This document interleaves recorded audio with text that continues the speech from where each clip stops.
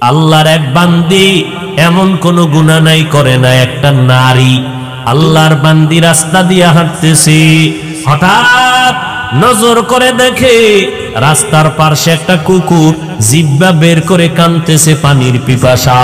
আল্লাহর বান্দি জাহান্নামী গুনাহগার দৌড়াইয়া চলে গেল পানির নিকটে, পানি আইনা কুকুরের পান করাবে, কিন্তু পানি নেওয়ার মতো কোনো পাত্র নাই। ওই মহিলা জাহান্নামী নারীটার পায়ে ছিল চামড়ার মুজা, চামড়ার মুজাটা খুলিয়া যখন পানি কূপের থেকে উঠাবে দেখে পানি আরো নিচে, মুজা দিয়েও উঠানো যায় না, হাতের নাগালে পাওয়া যায় না। আল্লাহর বান্দি গুনাহগার, এবার মাথায় ছিল বান্দির ওড়না লাগানো। একটা জাহান্নামী গুনাহগার নারী রাস্তা দিয়া ওড়না মাথায় দিয়া যায়, আর আমার মুসলমান সন্তানের মা বোনেরা রাস্তা দিয়া যায়, ওড়না পরে না, যাও পরে তাও গলার মাফলা বানাইয়া রাখে। ওই জাহান্নামী নারীটা মাথার ওড়নাটা খুলিয়া একটা মাথা মুজায় বাঁধলো, মুজার সাথে বাঁধিয়া কূপের থেকে পানি উঠাইয়া এবার দৌড়াইয়া ওই গুনাহগার নারীটা ওই কুকুরটাকে পানি পান করাইয়া দিল। সাথে সাথে আমার নবী ডাক দিয়ে কয়, সাহাবায়ে কেরাম, ওই বান্দি যখন কুকুরের পানি পান করাইল মোহাব্বত নিয়া, কুকুর কষ্ট পাইতেছিল, ওই মহিলার এতটুকু খেদমতে আমার আল্লাহ এত খুশি হয়ে গেলেন। আল্লাহ পাক গাইবি আওয়াজ দিয়া কয়, রে বান্দি, জীবনে যত গুনাহ করছো আমি আল্লাহ তোর সব গুনাহগুলো মাফ করে দিলাম। কাদের কুদরত দারি বার কামাল, আন্তা রব্বি আন্তা হাসবি জুল জালাল, তুহি কাদের জলিলুল্লাহ জাহাদার, বাবার হালে তুহি মেরা নেগাহদার। এর এলাকার মুসলমান যুবক, ও পর্দার আড়ালের মা বোনেরা, ও বৃদ্ধ বাবাজি, কয়দিন আর দুনিয়ার বাহাদুরি করবা? এই দুনিয়ায় বড় বড় ক্ষমতাওয়ালা টাকাওয়ালা বাহাদুর নমরুদ, হামান, ফেরাউন, সাদ্দাত কেউ তো বাঁচতে পারলো না। ও আল্লাহর বান্দারা, কত এই মহামারী করোনায় কত তাজা তাজা প্রাণ চলে গেল। ও যুবক ভাই, আল্লাহর মোহাব্বত নিয়ে তওবা করে নাও। অনেকে মনে মনে ভাবে হুজুরদের কথা মানিয়া যদি আমরা নবীর তরিকা মেনে চলি স্বাধীনতা নষ্ট হয়ে যাবে। আমি বিবেকের কাছে প্রশ্ন করি, ও যুবক ভাইরা, শিক্ষিত মুসলমানেরা, জবাব দাও। আজকে আমরা যারা নবীর তরিকা মেনে চলি, আপনারা যারা নবীর তরিকা মানেন না, নামাজ নাই, রোজা নাই, পর্দা নাই, দাড়ি নাই, টুপি নাই, বলেন আপনারা আমাদের থেকে কত আরামে আছেন, কি পরিমাণ শান্তিতে আছেন? খোদার কসম করে বলি, ও মুসলমানেরা, চোখের সামনে বলতেছি, গোপন কোনো কথা না, আপনারা যতই মনে করেন আমাদের থেকে স্বাধীন আছেন, আল্লাহর কসম আপনারা আমাদের থেকে স্বাধীন নাই। বরং আমরা টুপিওয়ালা দাড়িওয়ালারাও দেখতেছি আপনারা নবীর তরিকা বাদ দিয়াও যেমন 3 বেলা খান, আমরা নবীর তরিকা মানার পরেও তো 3 বেলা খাই। আপনারা নবীর তরিকা বাদ দিয়া বাজার করেন, ব্যবসা করেন, চাকরি করেন, আমরা নবীর তরিকা ওয়ালারাও তো বাজার করি, ব্যবসা করি, চাকরি করি। আপনারা নবীর তরিকা বাদ দিয়া আজকে বিয়া শাদী করলেন, সন্তান নিলেন, আমরা নবীর তরিকা ঠিক রাখিয়াও বিয়া করলাম, সন্তান নিলাম। আপনারা নবীর তরিকা আল্লাহর হুকুম বাদ দিয়া দেশ বিদেশ ভ্রমণ করেন, আমরাও তো আলহামদুলিল্লাহ নবীর তরিকা ঠিক রাখিয়াও তো দেশ বিদেশ সফর করি স্বাধীনভাবে। তাহলে আপনারা নবীর তরিকা বাদ দিয়া তো 1 ইঞ্চি আমাদের থেকে সম্মানে নাই। বরং আলহামদুলিল্লাহ আমরা যারা নবীর তরিকা মেনে চলি, এমপি সাহেব দেখা হলে কয় হুজুর দোয়া চাই, মন্ত্রী সাহেব দেখা হলে কয় দোয়া চাই, ডিসি স্ত্রী মহোদয় দোয়া চায়। শুধু তাই না রে বাবা, আপনাদের চলাফেরায় ভয়। বন্ধুরা আড্ডায় গেছে, আপনি যদি আড্ডায় না যান আপনার উপরে হামলা। বন্ধুরা একটা অন্যায় করবে, আপনি যদি ওদের সাথে মতে একমত না হন আপনার উপরে হামলা। এরপর ব্যবসা বাণিজ্যের মধ্যে গিয়া আর এক ব্যবসায়ীর সাথে জের ধরিয়া হামলা। আর আমরা যারা নবীর তরিকা চলি, আমাদের ব্যবসা সীমিত, আমাদের চাকরি সীমাবদ্ধতার মধ্যে, আমাদের সাথে কোনো কলহ দ্বন্দ্ব নাই, বরং সব সাইডে আমাদের সম্মান। নামাজের আজান হয়ে গেল, সাইনবোর্ড লাগায় দিলাম নামাজের বিরতি, বেচা কেনা বন্ধ। সাতার টান দিয়া নামাজি ব্যবসায়ী লোকটা নামাজে চলে গেল, কারো সাথে বান্দার কোনো ঝগড়া নাই। তাহলে আমরা চিন্তা করে ফলাফল স্পষ্ট বের করে দিলাম, আমরা নবীর তরিকা মাননেওয়ালারা দুনিয়াতে আমরা সম্মানেও আছি, আপনাদের থেকে বেশি শান্তিতেও আছি, আলহামদুলিল্লাহ। এবার বলবেন হুজুর, তো আপনাদের মতো কি আমরা পাগড়িওয়ালা হতে পারবো? না, পাগড়িওয়ালা হওয়ার দরকার নাই। আমাদের মতো আপনাদের লম্বা জামা পরিয়া মক্কার ইমাম হওয়া লাগবে না, বরং আপনার লাইনে থাকিয়া শুধু অনুরোধ একটা আপনার বিবেকের কাছে, আপনার ডানে বামে তাকাইয়া নজর করে দেখেন, আপনার মতো যুবক স্কুলে পড়ে, কলেজে পড়ে, 5 বেলার নামাজি দাড়িওয়ালা আছে না নাই? তাহলে আপনি নিজেরে প্রশ্ন করেন, আপনি কেন পারেন না? আপনার আমার মতো যুবক গাড়ি চালায়, ড্রাইভারি করে, শ্রমিকের কাজ করে, 5 বেলার নামাজির অভাব নাই, আপনি কেন পারবেন না? আমার মনে হয় আল্লাহ আপনার উপরে বেজার, মা বাবার বরদোয়া লাগছে আপনার উপরে। না হয় এত বয়ান করার পরেও কেন তওবা করেন না? আপনার আমার মতো যুবক র্যাব, আর্মি, পুলিশ, বিডিআর এর চাকরি করে, 5 ওয়াক্ত নামাজির অভাব নাই, আপনি কেন পারবেন না? আপনার আমার মতো বান্দা এমপি, মন্ত্রী, কোটি টাকার মালিক, ব্যবসা করে, হালাল ভাবে, হারাম খায় না, নামাজির অভাব নাই, আপনি কেন পারবেন না? আল্লাহর কাছে এখনো সময় আছে, তওবা করে নেন। মনটাকে বুঝাইতে থাকেন, এরে মন, আজকে দুনিয়ার ডানে বামে বন্ধু বান্ধবের অভাব নাই, বাড়ি গাড়ি টাকা পয়সার অভাব নাই, কিন্তু যেদিন আমার চক্ষু দুইটা চিরতরে বন্ধ হয়ে যাবে, ওই দিন আমার আপনজনেরা গেঞ্জিটা বেলেট দিয়া কেটে রাখবে, সাদা 3টা কাপনের প্যাকেট বানাইয়া কবরে নিয়ে যাবে। ওই অন্ধকার কবরে আমার আপন বলতে কেউ থাকবে না। ওই কবরে ডানে মাটি বামে মাটি, অন্ধকার। ওই কবরে যাওয়ার পরে 3টা প্রশ্ন করা হবে, রবের পরিচয় দাও, ধর্মের পরিচয় দাও, রাহমাতুল লিল আলামিনের পরিচয় দাও। ওই কবরে কাউকে জিজ্ঞাসা করা হবে না তুমি কয় টাকার মালিক, তুমি কত লেখাপড়া করেছো, তুমি ধনী না গরিব, আলেম না মূর্খ, একবারও জিজ্ঞাসা করা হবে না। নবী বলেন এই 3টা প্রশ্নের জবাব যারা দিবে তাদের কবর হবে জান্নাতের বাগান, যারা জবাব দিতে পারবে না তাদের কবর হবে জাহান্নামের গর্ত। নবী বলেন কারা পারবে? দুনিয়াতে যারা রবের গোলামি করে যাবে, কবরে গিয়ে তারা জবাব দিবে রব্বি আল্লাহ। দুনিয়াতে যারা ইসলাম মেনে চলবে, কবরে গিয়া জবাব দিবে দীনিয়াল ইসলাম।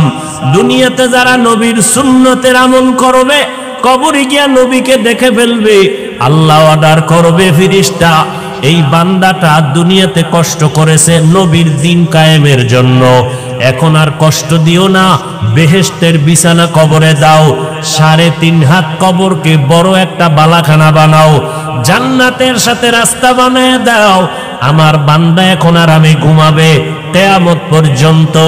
নবী বলেন প্রশ্নের জবাব যারা দিতে পারবে না, কারা পারবে না? যারা দুনিয়াতে রবের গোলামি করে না, নবীর সুন্নাত মানে না, ইসলাম মানে না, এরা কবরে গিয়া একটা প্রশ্নের জবাব দিতে পারবে না।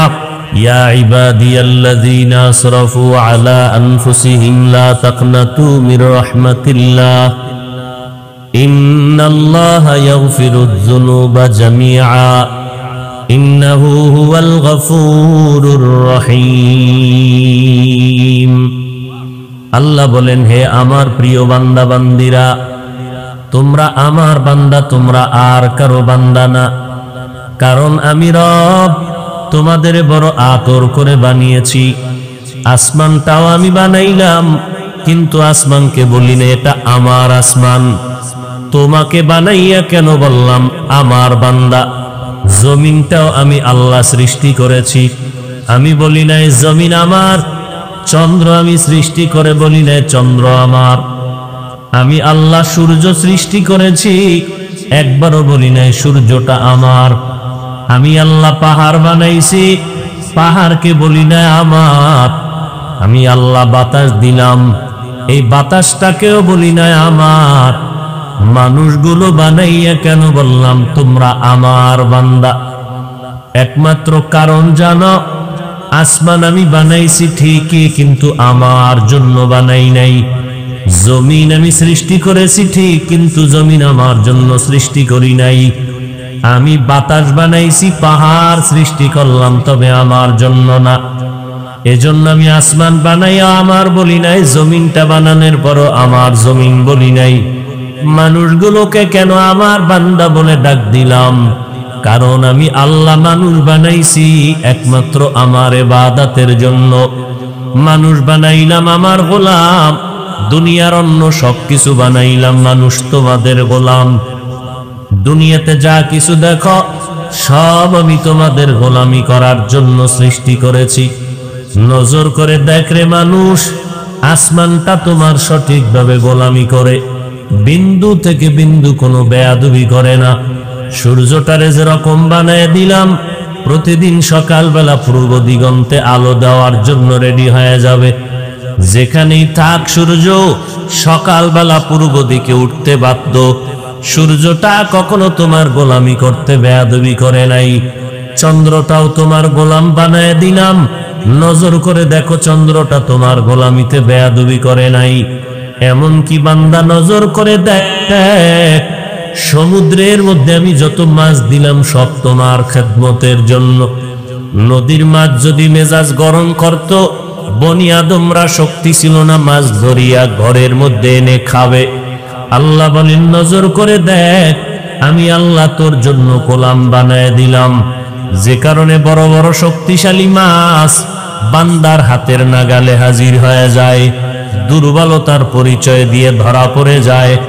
দেখ ওই মাছ বান্দা তোমার সাথে গোলামি করার ক্ষেত্রে কোনো বেয়াদবি করে নাই। আমি আল্লাহ গাভী বানাইলাম, গরু বানাইলাম বান্দা তোমার খেদমতের জন্য। ওই গরুটার দিয়ে তাকায় দেখছো, এক বেলা খানাও দিলা না, মাসে বেতনও দিলা না। গরুটারে নিয়ে মাঠে হাল চাষ করাও, বাচ্চাটারে এক ফোঁটা দুধও দাও না। ওই গরুটা খের ভুসিয়ার ঘাস খাওয়ার পরে 20-30 কেজি দুধ, পিওর দুধ তোমাকে দেয়। বাচ্চারে তুমি এক ফোঁটা দিলে না। ওই গরুটা যদি মেজাজ গরম করত, কোন বনি আদমের শক্তি ছিল না দুধ দহন করে ঘরে আনবে। আল্লাহ বলেন নজর করে দেখ, এই গাভীটারে আমি তোমার কেমন খাদেম বানায় দিলাম, গোলাম বানায় দিলাম। একটা কুকুর সারাটা রাত তোমার বাড়ির দরওয়াজায় বসে পাহারা দেয়। রাতের বেলা একটা গাছের পাতাও যদি পড়ে যায়, কুকুর ঘেউ ঘেউ করে আওয়াজ দেয়, দিয়া বলে তোরা যা মনে করো, আমি বাড়ির পাহারাদার ঘুমাই নাই।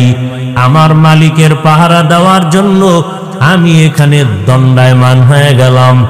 এই কুকুর সারা রাত তোমার ঘর বাড়ি পাহারা দেয়, বিনিময়ে তুমি এক বেলার খানাও দাও নাই, একটা টাকাও দাও নাই। কুকুর কোনোদিন রাগ করিয়া মালিকের কামড়ও দেয় নাই। আল্লাহ পাক বলেন বান্দা, আমি আল্লাহ যেইভাবে সব তোমার গোলাম বানায় দিলাম, সব মাখলুকাত তোমার গোলামি করতে বাধ্য। এরে বান্দা নজর করে দেখছো নি, রাতের বেলা তুমি মশারি টানাইয়া ঘুমাইতে গেলা, সারাটা দিন কাজ করেছো ব্যস্ত, রাতের বেলা একটু আরামের জন্য ঘুমাইতে গিয়েছো। আমি আল্লাহ রাতের পোশাক বানায় দিলাম তোমার ঘুমানোর জন্য। ওয়াজআলনাল লাইলা লিবাসা ওয়াজআলনান নাহারা মাআশা। ও বান্দা, রাত আমি দিলাম তোমার পোশাক বানায় তুমি আরামে ঘুমাইবা, দিন আমি দিলাম তোমার কামাই রুজি আরামের আয়েশের জন্য। রাতের বেলা যখন ঘুমাইতে যাও, মশারিটা নাইয়া যখন ঘুমায় গেলা, বাতি যখন বন্ধ করে দিয়েছো, 2-4টা মশা তোমার কানের কাছে আওয়াজ দেয়, কিন্তু কানের ভেতর থেকে ভেতরে ঢুকে না রে বাবা। নজর করে দেখছো নি, মশারির ছিদ্র এত ছোট, একটা মশা ঢুকার কোনো কায়দাই নাই। একবার যদি চিন্তা করে দেখতি রে মানুষ, ওই মশারির ছিদ্র দিয়া মশা কিভাবে ঢুকলো? অথচ মশারির ছিদ্র থেকে তোমার কানের ছিদ্র অনেক বড়, নাকের ছিদ্র অনেক বড়। মশাটা কানের কাছে ঘুরলো, একবারও কানের ভেতরে ঢুকলো না। যদি ঢুকিয়েই যাইতো, মানুষ তোমার ওখানেই মরণের ডাক এসে যেত। আমি আল্লাহ পাক ফেরেশতা পাঠাইয়া তোমার পেছনে পাহারাদার বানায় দিলাম। আমার বান্দা সারাদিন কাজ করার পরে ঘুমায়, ও ফেরেশতা পাহারা দাও আমার বান্দার ঘুমে যেন কোনো মশা ডিস্টার্ব না করে। আল্লাহ পাক বলেন, ও বান্দা, তোর নিজের জন্য আলোর দরকার, আমি আল্লাহ সূর্যের আলো দিয়া দিলাম। আমি আল্লাহ পাক তোমার প্রয়োজনে পানির দরকার, আমি আল্লাহ পানি দিয়ে দিলাম। আমি আল্লাহ তোমার প্রয়োজনে রাস্তা দরকার ব্যবস্থা করে দিলাম, জমিন দরকার ব্যবস্থা করে দিলাম। তোমার প্রয়োজনে বাতাসের প্রয়োজন ব্যবস্থা করে দিলাম। তোমার প্রয়োজনে বান্দা তোমার খানার দরকার, আমি জমিন থেকে খানার আয়োজন করে দিলাম। দেখ বান্দা, নিজের টাকা দিয়ে জমিন কিনলা, আবার নিজের টাকা দিয়ে ইট বালু সিমেন্ট রড কিনিয়া বিল্ডিং করলা। নিজের টাকায় জমিন কিনিয়া নিজের টাকায় বাড়ি করার পর আরামে ঘুমাইতে পারো না, কারণ ওই বাড়ির ট্যাক্স নেয় সরকার আদায় করিয়া। বলে বাড়ি করছো নিজের টাকায়, তাড়াতাড়ি সরকারের বছর শেষে ট্যাক্স দাও, জমিনের ট্যাক্স দাও। আল্লাহ বলেন, জমিনটা আমি তোমার জন্য ফ্রি বানায় দিলাম, কোনো ট্যাক্স নিলাম না। আমি আল্লাহ যদি ট্যাক্স চাইতাম, কোন মানুষ জমিনে বসবাস করার উপায় থাকতো না। আমি আল্লাহ কেমন রহমান, আমি আল্লাহ কেমন দয়াময়। আমি রব্বুল আলামিন সূর্যের আলোটারে ফ্রি বানায় দিলাম, বিনিময়ে কোনো বিল নিলাম না। দুনিয়ার মাথাওয়ালারা বুদ্ধি খাটাইয়া সূর্যটারে কন্ট্রোল করিয়া অস্ত্রের মাধ্যমে, যন্ত্রের মাধ্যমে বিদ্যুতের আবিষ্কার করলো। এরপরে বিদ্যুৎ দিয়া মাসে মাসে বিল দিতে হয়। বিল যদি তোমার বকেয়া হয়, ওয়ার্নিং দেওয়ার পরে সতর্কতার পরেও না দিলে বিদ্যুতের তার কেটে দেয়। আল্লাহ বলেন, গোটা দুনিয়ার মানুষের জন্য আমি সূর্যের আলোটারে ফ্রি বানায় দিলাম, কোনো বিল দেওয়া লাগবে না। রাতের বেলা চাঁদের আলো ফ্রি দিয়া দিলাম, কোনো বিল লাগবে না রে গোলাম। কারণ সূর্য আমার না, তুই বান্দা আমার। আমার মোহাব্বতের জন্য তোরে বানাইছি, আর সব মাখলুকাত তোমার গোলাম বানাইয়া দিলাম। দোকানে যাইয়া যদি বলো, ভাইজান আমারে এক গ্লাস পানি দাও আমার পিপাসা নিবারণের জন্য, দোকানওয়ালা বলবে এক গ্লাস কেন, আর একটু বেশি পানি নাও, 5 টাকা 10 টাকা দিয়া নাও। বিনা টাকায় তোমারে পানি দেয় না দোকানওয়ালা। আবার ঘরে বাড়িতে পানি নাও, পানির জন্য আবার তোমার সরকার বিল নিতেছে। আল্লাহ বলেন, নজর করে দেখছো আমি আল্লাহ কেমন দয়ার মালিক। সারা দুনিয়ার মানুষের জন্য কত বিরামহীন বেপরোয়া ভাবে আমি আল্লাহ পানি দিয়া দিলাম, টনে টনে পানি ফ্রি দিলাম, কোনো বিল আমি আল্লাহ চাই নাই। যদি মাসে মাসে বলতাম আমার পানি যারা ফ্রি নাও 5 টাকা মাসে বিল দেওয়া লাগবে, দুনিয়ার কোনো বড় লোকেরও বেঁচে থাকার উপায় ছিল না। এরে বান্দা, অক্সিজেন নাই, হসপিটালে গেলারে দৌড়াইয়া মিটার লাগাই দিলা, অক্সিজেনের পাইপ লাগাইয়া। কম্পিউটারে বিল উঠলো, আধা ঘন্টা অক্সিজেন তুমি নিয়েছো, এত টাকা বিল দাও। আল্লাহ বলেন, নজর করে দেখ আমি তোমাদের জন্য বাতাসটারে ফ্রি বানায় দিলাম, একটা টাকাও কোনো মাসে বিল নিলাম না, চাইলাম না।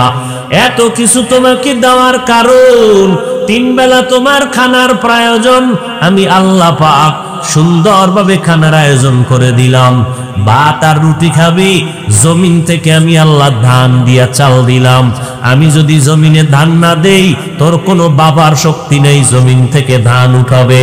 আমি যদি গম না দেই, তোর কোনো বাবার শক্তি নেই জমিন থেকে গম উঠাবে। এই ধান আর চাল দিয়া বান্দা তুই ভাত পাকাইয়া খাবি, তরকারি লাগবে।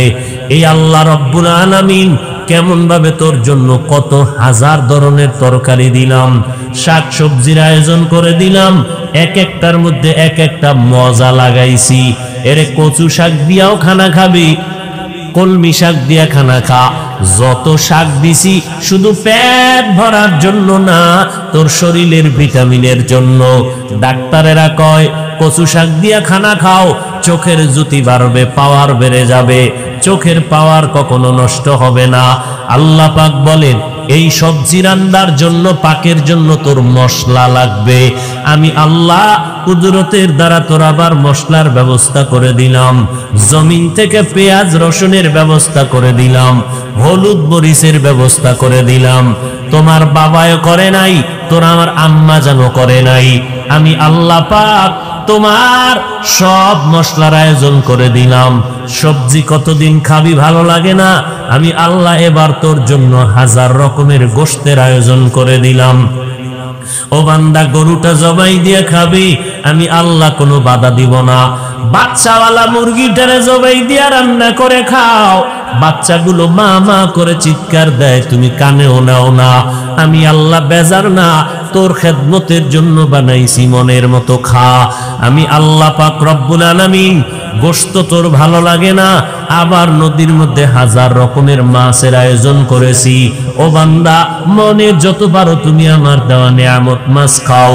এরে বান্দা 3 বেলার খানায় তোমার শরীরটা তাজা হয় না, আমি আল্লাহ তোমার শরীরটারে স্থায়ীভাবে তাজা রাখার জন্য 12 মাস ভিটামিন ফলের আয়োজন করে দিলাম। আঙ্গুর, বেদানা, কমলা তোমার আব্বা বানায় না, তোমার মা বানায় না, আমি আল্লাহ তোমার শরীরের ভিটামিনের জন্য কত ধরনের ফল ফ্রুটের ব্যবস্থা করে দিলাম। এরে বান্দা এত কিছু আয়োজন করার পর আমি আল্লাহ কি চাই তোর থেকে? আমি এই কথা চাই না সারা রাত আমার জায়নামাজে বসে ডাকবি, আমি আল্লাহ এটাও চাই না সারা দিন তুই রোজা রাখবি আর জিহাদে দৌড়াবি, আমি আল্লাহ এটাও চাই না ব্যবসা বন্ধ করিয়া, চাকরি বন্ধ করিয়া, বিয়া শাদী বন্ধ করিয়া অল টাইম তসবিহ টানবি আর আল্লাহরে ডাকবি, আমি আল্লাহ এটাও পছন্দ করি না। বরং আমি আল্লাহ তোর ব্যবসা করার রাস্তাটাও খুলে দিলাম, যত পারো ব্যবসা করো, বাধা নাই। আমার নবীও ব্যবসা করেছেন, আবু বকর ব্যবসা করেছেন, ওমরে ফারুক ব্যবসা করেছেন, সাহাবায়ে কেরামরা ব্যবসা করেছেন। ব্যবসাও করো, বাধা নাই। চাকরি করো, বাধা নাই।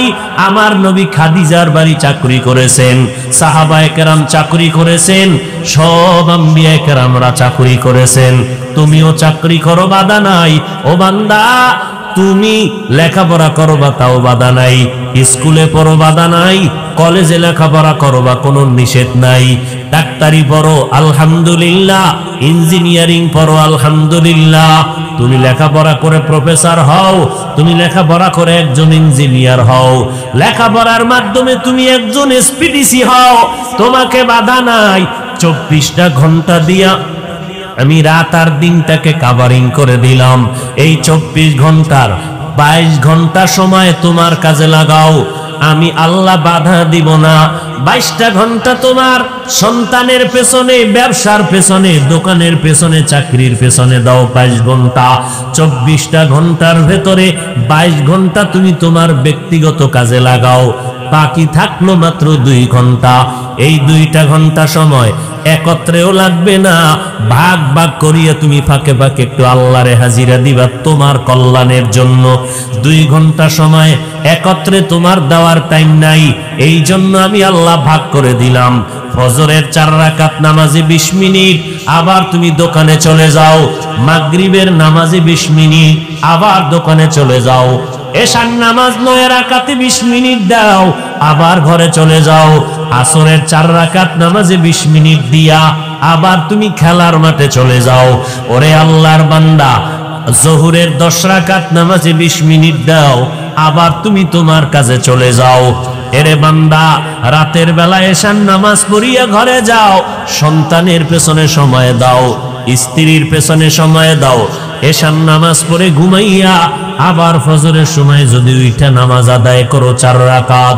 আল্লাহ কয় নবী জানায় দেন, ঘুমাইয়া যেই সময়টা কাটাইলি ওই সময়টাও আমি আল্লাহ নেকের পাল্লায় ওজন দিয়া দিব।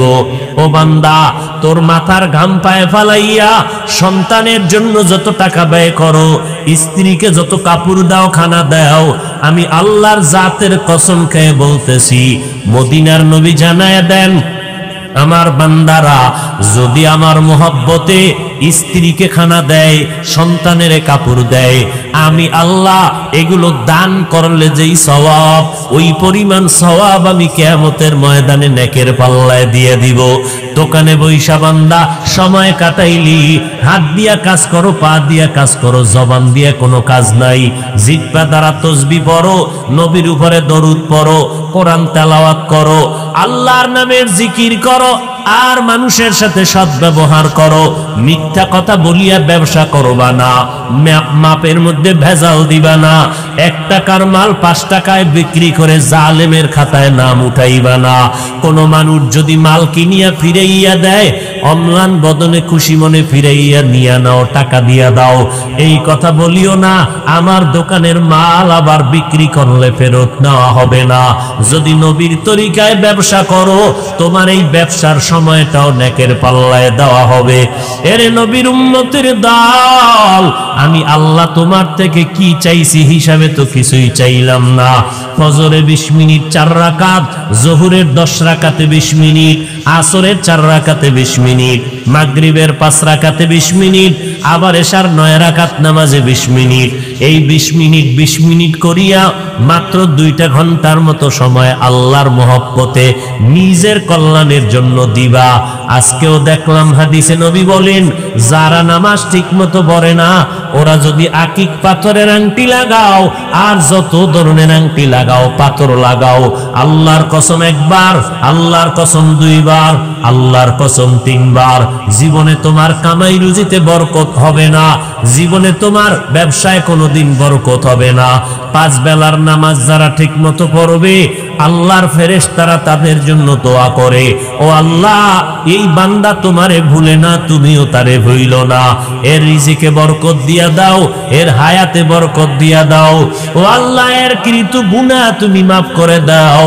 ফেরেশতারা আমার আল্লাহর দরবারে আমাদের জন্য গুনাহ মাফ চায়। ও আল্লাহর বান্দা, এত সুন্দর সুযোগ আমার আল্লাহ দেওয়ার পর সরকারের থেকে 1 টাকা আমরা নেই না, বরং আমাদের ট্যাক্সের টাকা সরকার নেয়, বিল নেয় সরকার, পানির বিল নেয়, বিদ্যুতের বিল নেয়, আমাদের গাড়ির ট্যাক্স নেয়, বাড়ির ট্যাক্স নিয়া সরকার জনগণের টাকায় চলে। এমপি মন্ত্রী সরকার, কর্মচারীরা জনগণের টাকায় চলে। সরকারের থেকে 1 টাকাও আমরা নেই না। এরপরেও দেখছো একটা আইন যদি অমান্য করো, সাথে সাথে তোমার গ্রেফতারি পরোয়ানা, পুলিশ এসে হ্যান্ডকাপ লাগায় দিবে। আল্লাহ পাক কয়, রে বান্দা, সরকারের তোমারটা খায়, আবার সরকারের একটু বিরোধিতা করলে, আইনের অমান্য করলে জেলখানায় দৌড়াইয়া যেতে হবে। আর আমি আল্লাহ তোমার থেকে তো কিছুই নিলাম না, বরং সব দিলাম, চাওয়ার আগে দিলাম, বিনিময় কিছুই চাই নাই। আমি আল্লাহ শুধু আইন করলাম, 5 বেলার নামাজ পড়, মা বাবার খেদমত কর, উলামায়ে কেরামের পরামর্শ নিয়ে নেক আমল করো। যেই গাদ্দারেরা আমার দেওয়া নেয়ামত খাইয়া সূর্যের আলো, চাঁদের আলো, পানি বাতাস ভোগ করার পর যেই নিমক হারামার গাদ্দার, আল্লাহকে মানবা না, নবীর তরিকা মতে চলবা না, আল্লাহর বিরোধিতা করবা, নবীর বিরোধিতা করবা, আমি আল্লাহ তোমাদের তো ছেড়ে দিতে পারি না। তোমাদের মতো গাদ্দারের জন্য আমি আল্লাহ জাহান্নাম বানায়া রাখছি। তবে আমি আল্লাহ যতই অন্যায় করো, আমি তওবার দরজা দিয়া প্রতিদিন তোমারে ডাকতে থাকি, ইয়া ইবাদিয়াল্লাযীনা আসরাফু আলা আনফুসিহিম লা তাকনাতু মির রাহমাতিল্লাহ। পাহাড় সমপরিমাণও যদি গুনাহ করো, আমি আল্লাহর দরবারে মাথা নত করে 2 ফোঁটা চোখের পানি ছেড়ে তওবা করো। আল্লাহ বলেন, তওবা যদি করতে পারো, আমি এমন ভাবে পবিত্র বানায় দিব, মনে হয় যেন তুমি জীবনে একটা গুনার কাছেও যাও নাই, এমন ভাবে আমি আল্লাহ পবিত্র বানায় দিব। এই জমিনে কত বড় বড় বেঈমান আর নাফরমানেরও তো আমার আল্লাহ তওবার বিনিময়ে মাফ করে দিয়েছেন। কত বড় বড় বড় বড় গুনাহগার, সীমাহীন, এমন কোন গুনাহ নাই করে নাই, আল্লাহ পাক পরিশেষে তারে মাফ করে দিয়েছেন। আল্লাহর এক বান্দি এমন কোন গুনাহ নাই করে না। একটা নারী দুনিয়ার সব আকাম আর অন্যায় করিয়া আল্লাহর বান্দি রাস্তা দিয়া হাঁটতেছে, হঠাৎ নজর করে দেখে রাস্তার পাশে একটা কুকুর জিহ্বা বের করে কাঁদতেছে পানির পিপাসা। আল্লাহর বান্দি জাহান্নামী গুনাহগার দৌড়াইয়া চলে গেল পানির নিকটে, পানি আইনা কুকুরের পান করাবে, কিন্তু পানি নেওয়ার মতো কোনো পাত্র নাই। ওই মহিলা জাহান্নামী নারীটার পায়ে ছিল চামড়ার মুজা, চামড়ার মুজাটা খুলিয়া যখন পানি কূপের থেকে উঠাবে দেখে পানি আরো নিচে, মুজা দিয়েও উঠানো যায় না, হাতের নাগালে পাওয়া যায় না। আল্লাহর বান্দি গুনাহগার, এবার মাথায় ছিল বান্দির ওড়না লাগানো। একটা জাহান্নামী গুনাহগার নারী রাস্তা দিয়া ওড়না মাথায় দিয়া যায়, আর আমার মুসলমান সন্তানের মা বোনেরা রাস্তা দিয়া যায়, ওড়না পরে না, যাও পরে তাও গলার মাফলা বানাইয়া রাখে। ওই জাহান্নামী নারীটা মাথার ওড়নাটা খুলিয়া একটা মাথা মুজায় বাঁধলো, মুজার সাথে বাঁধিয়া কূপের থেকে পানি উঠাইয়া এবার দৌড়াইয়া ওই গুনাহগার নারীটা ওই কুকুরটাকে পানি পান করাইয়া দিল। সাথে সাথে আমার নবী ডাক দিয়া কয়, সাহাবায়ে কেরাম, ওই বান্দি যখন কুকুরের পানি পান করাইল মোহাব্বত নিয়া, কুকুর কষ্ট পাইতেছিল, ওই মহিলার এতটুকু খেদমতে আমার আল্লাহ এত খুশি হয়ে গেলেন। আল্লাহ পাক গাইবি আওয়াজ দিয়া কয়, রে বান্দি, জীবনে যত গুনাহ করছো আমি আল্লাহ তোর সব গুনাহগুলো মাফ করে দিলাম। কাদের কুদরত দারি বার কামাল, আন্তা রব্বি আন্তা হাসবি জুল জালাল, তুহি কাদের জলিলুল্লাহ জাহাদার, বাবার হালে তুহি মেরা নেগাহদার। এর এলাকার মুসলমান যুবক, ও পর্দার আড়ালের মা বোনেরা, ও বৃদ্ধ বাবাজি, কয়দিন আর দুনিয়ার বাহাদুরি করবা? এই দুনিয়ায় বড় বড় ক্ষমতাওয়ালা টাকাওয়ালা বাহাদুর নমরুদ, হামান, ফেরাউন, সাদ্দাত কেউ তো বাঁচতে পারলো না। ও আল্লাহর বান্দারা, কত এই মহামারী করোনায় কত তাজা তাজা প্রাণ চলে গেল। ও যুবক ভাই, আল্লাহর মোহাব্বত নিয়ে তওবা করে নাও। অনেকে মনে মনে ভাবে হুজুরদের কথা মানিয়া যদি আমরা নবীর তরিকা মেনে চলি স্বাধীনতা নষ্ট হয়ে যাবে। আমি বিবেকের কাছে প্রশ্ন করি, ও যুবক ভাইরা, বিশিক্ষিত মুসলমানেরা, জবাব দাও। আজকে আমরা যারা নবীর তরিকা মেনে চলি, আপনারা যারা নবীর তরিকা মানেন না, নামাজ নাই, রোজা নাই, পর্দা নাই, দাড়ি নাই, টুপি নাই, বলেন আপনারা আমাদের থেকে কত আরামে আছেন, কি পরিমাণ শান্তিতে আছেন? খোদার কসম করে বলি, ও মুসলমানেরা, চোখের সামনে বলতেছি, গোপন কোনো কথা না। আপনারা যতই মনে করেন আমাদের থেকে স্বাধীন আছেন, আল্লাহর কসম আপনারা আমাদের থেকে স্বাধীন নাই। বরং আমরা টুপিওয়ালা দাড়িওয়ালারাও দেখতেছি আপনারা নবীর তরিকা বাদ দিয়াও যেমন 3 বেলা খান, আমরা নবীর তরিকা মানার পরেও তো 3 বেলা খাই। আপনারা নবীর তরিকা বাদ দিয়া বাজার করেন, ব্যবসা করেন, চাকরি করেন। আমরা নবীর তরিকাওয়ালারাও তো বাজার করি, ব্যবসা করি, চাকরি করি। আপনারা নবীর তরিকা বাদ দিয়া আজকে বিয়া শাদী করলেন, সন্তান নিলেন। আমরা নবীর তরিকা ঠিক রাখিয়াও বিয়া করলাম, সন্তান নিলাম। আপনারা নবীর তরিকা আল্লাহর হুকুম বাদ দিয়া দেশ বিদেশ ভ্রমণ করেন। আমরাও তো আলহামদুলিল্লাহ নবীর তরিকা ঠিক রাখিয়াও তো দেশ বিদেশ সফর করি স্বাধীনভাবে। তাহলে আপনারা নবীর তরিকা বাদ দিয়া তো 1 ইঞ্চি আমাদের থেকে সম্মানে নাই। বরং আলহামদুলিল্লাহ আমরা যারা নবীর তরিকা মেনে চলি, এমপি সাহেব দেখা হলে কয় হুজুর দোয়া চাই, মন্ত্রী সাহেব দেখা হলে কয় দোয়া চাই, ডিসি স্ত্রী মহোদয় দোয়া চায়। শুধু তাই না রে বাবা, আপনাদের চলাফেরায় ভয়। বন্ধুরা আড্ডায় গেছে, আপনি যদি আড্ডায় না যান আপনার উপরে হামলা। বন্ধুরা একটা অন্যায় করবে, আপনি যদি ওদের সাথে মতে একমত না হন আপনার উপরে হামলা। তারপর ব্যবসা বাণিজ্যের মধ্যে গিয়া আর এক ব্যবসায়ীর সাথে জের ধরিয়া হামলা।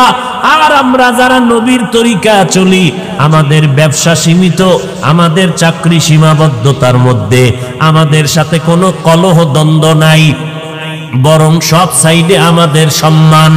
নামাজের আজান হয়ে গেল, সাইনবোর্ড লাগায় দিলাম নামাজের বিরতি, বেচা কেনা বন্ধ, সাতার টান দিয়া নামাজি ব্যবসায়ী লোকটা নামাজে চলে গেল, কারো সাথে বান্দার কোনো ঝগড়া নাই। তাহলে আমরা চিন্তা করে ফলাফল স্পষ্ট বের করে দিলাম, আমরা নবীর তরিকা মাননেওয়ালারা দুনিয়াতে আমরা সম্মানেও আছি, আপনাদের থেকে বেশি শান্তিতেও আছি, আলহামদুলিল্লাহ। এবার বলবেন হুজুর, তো আপনাদের মতো কি আমরা পাগড়িওয়ালা হতে পারবো? না, পাগড়িওয়ালা হওয়ার দরকার নাই। আমাদের মতো আপনাদের লম্বা জামা পরিয়া মক্কার ইমাম হওয়া লাগবে না, বরং আপনার লাইনে থাকিয়া শুধু অনুরোধ একটা, আপনার বিবেকের কাছে, আপনার ডানে বামে তাকাইয়া নজর করে দেখেন, আপনার মতো যুবক স্কুলে পড়ে, কলেজে পড়ে, 5 বেলার নামাজি দাড়িওয়ালা আছে না নাই? তাহলে আপনি নিজেরে প্রশ্ন করেন, আপনি কেন পারেন না? আপনার আমার মতো যুবক গাড়ি চালায়, ড্রাইভারি করে, শ্রমিকের কাজ করে, 5 বেলার নামাজির অভাব নাই, আপনি কেন পারবেন না? আমার মনে হয় আল্লাহ আপনার উপরে বেজার, মা বাবার বরদোয়া লাগছে আপনার উপরে। না হয় এত বয়ান করার পরেও কেন তওবা করেন না? আপনার আমার মতো যুবক র্যাব, আর্মি, পুলিশ, বিডিআর এর চাকরি করে, 5 ওয়াক্ত নামাজির অভাব নাই, আপনি কেন পারবেন না? আপনার আমার মতো বান্দা এমপি, মন্ত্রী, কোটি টাকার মালিক, ব্যবসা করে, হালাল ভাবে, হারাম খায় না, নামাজির অভাব নাই, আপনি কেন পারবেন না? আল্লাহর কাছে এখনো সময় আছে, তওবা করে নেন, মনটাকে বুঝাইতে থাকেন, রে মন, আজকে দুনিয়ার ডানে বামে বন্ধু বান্ধবের অভাব নাই, বাড়ি গাড়ি টাকা পয়সার অভাব নাই, কিন্তু যেদিন আমার চক্ষু দুইটা চিরতরে বন্ধ হয়ে যাবে, ওই দিন আমার আপনজনেরা গেঞ্জিটা বেলেট দিয়া কেটে রাখবে, সাদা 3টা কাপনের প্যাকেট বানাইয়া কবরে নিয়ে যাবে। ওই অন্ধকার কবরে আমার আপন বলতে কেউ থাকবে না, ওই কবরে ডানে মাটি বামে মাটি, অন্ধকার।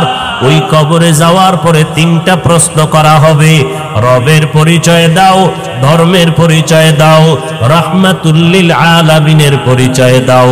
ওই কবরে কাউকে জিজ্ঞাসা করা হবে না তুমি কয় টাকার মালিক, তুমি কত লেখাপড়া করেছো, তুমি ধনী না গরিব, আলেম না মূর্খ, একবারও জিজ্ঞাসা করা হবে না। নবী বলেন এই 3টা প্রশ্নের জবাব যারা দিবে তাদের কবর হবে জান্নাতের বাগান, যারা জবাব দিতে পারবে না তাদের কবর হবে জাহান্নামের গর্ত। নবী বলেন কারা পারবে? দুনিয়াতে যারা রবের গোলামি করে যাবে, কবরে গিয়ে তারা জবাব দিবে রব্বি আল্লাহ। দুনিয়াতে যারা ইসলাম মেনে চলবে, কবরে গিয়া জবাব দিবে দ্বীনি আল ইসলাম।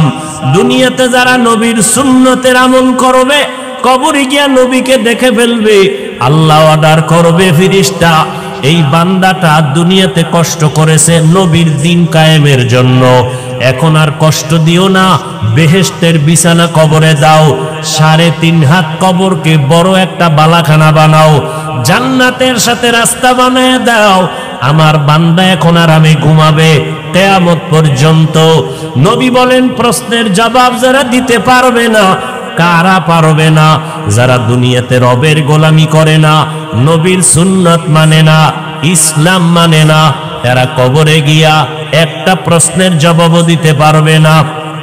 আল্লাহর নবী বলেন তখন আমার আল্লাহ রাগান্বিত হইয়া ফেরেশতাকে বলবে, ফেরেশতা এই নাফরমান গুনাহগার দুনিয়াতে আমি কম সুযোগ দেই নাই, আমার দেওয়া পানি বাতাস, চন্দ্রের আলো, সূর্যের আলো ভোগ করিয়া, আমার দেওয়া নদীর মাছ, গাছের ফল, জমিনের ফসল খাইয়া এত বড় নিমক হারাম একবারও আলহামদুলিল্লাহ বলে নাই।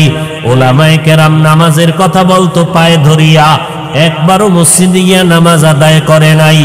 এখন আর সময় দিও না, কবরের মধ্যে জাহান্নামের বিছানাটা দাও, জাহান্নামের সাথে রাস্তা বানাইয়া দাও, একটা না দুইটা না কবরে 99টা সাপ এসে ভরে যাবে। আল্লাহ পাক রাগান্বিত হইয়া বলবেন, ও কবরের মাটি, এই নাফরমান গুনাহগারকে 2 পার্শ্ব থেকে জোরে জোরে চাপ দাও। কবরের দুই পার্শ্বের মাটি এত জোরে চাপ দিবে পাঁজরের হাড়গুলো চুরমার হয়ে যাবে। ও আল্লাহর বান্দা বান্দিরা, একটা মশার কামড় সইতে পারো না, ওই কবরে মাটির চাপ কেমন করে সহ্য করবা? যদি বলো না সহ্য করতে পারবো না, তো এখনো সময় আছে, তওবা করে নাও। অন্তর দিয়ে আমার আল্লাহকে মনে মনে ডাকো আর বলো, হে মালিক, এই ময়দানে আমার মতো গুনাহগার কেউ নাই। আমার গুনার খবর আমার মা, আমার বাবা, আমার ভাই বোনেরা, স্ত্রী পরিবারের কেউ জানে না। আয় আল্লাহ, আপনি জানার পরেও তো রাগ করিয়া পানি বন্ধ করেন নাই, বাতাস বন্ধ করেন নাই, খানা বন্ধ করেন নাই। ও আল্লাহ, আজকে তওবার নিয়ত করে ফেললাম, আজকে থেকে আর নামাজ ছাড়বো না, বেপরদায় চলবো না, দাড়ি আর কাটবো না, মা বাবাকে কষ্ট দিব না, ওলামায়ে কেরামের বিরুদ্ধে যাব না, নবীর সুন্নাত অনুযায়ী চলবো, দেশ ও জাতির বিরুদ্ধে কোনো ষড়যন্ত্রে লিপ্ত হব না। তওবা করার যদি নিয়ত থাকে, মুনাফিকি যদি না থাকে, অন্তরের খবর আমার আল্লাহ জানতেছেন, দেখতেছেন। যাদের অন্তরে তওবার খাঁটি নিয়ত আছে, তারা দুইটা হাত আমার আল্লাহকে দেখাইয়া দেন। আয় আল্লাহ, হাতগুলো কবুল করে নেন, তওবা কবুল করে নেন, তওবার উপরে মজবুত হইয়া চলার মতো তৌফিক দান করেন, আমিন। আলহামদুলিল্লাহি রাব্বিল আলামিন, ওয়াসসালাতু ওয়াসসালামু আলা সাইয়্যিদিল আমবিয়াই ওয়াল মুরসালিন ওয়া আলা আলিহি ওয়া আসহাবিহি আজমাইন। ইয়া আরহামার রাহিমিন, ইয়া আরহামার রাহিমিন, ইয়া আরহামার রাহিমিন। রব্বিরহামহুমা কামা রব্বায়ানি সগীরা। আল্লাহুম্মা ইন্না নাউযু বিকা মিনাল বারাসি ওয়াল জুনুনি ওয়াল জুযামি ওয়া সাইয়্যিল আসকাম। রব্বুল আলামিন, গুনার বোঝা নিয়ে হাত তুললাম। ওলামায়ে কেরাম, মুরব্বী, হাজী সাহেব, ব্যবসায়ী, চাকরিজীবীরা, আয় আল্লাহ, যুবকেরা, ছাত্র ভাইরা, পর্দার আড়ালের মা বোনেরা, আয় আল্লাহ, আমরা সবাই গুনাহগার। মেহেরবানি করে আমাদের জীবনের সবার গুনাহগুলো মাফ করে দেন। আয় আল্লাহ, মাহফিল কবুল করে নেন, আয়োজনকারী সহযোগিতাকারীদের কবুল করে নেন। আয় আল্লাহ, অতিথিবৃন্দ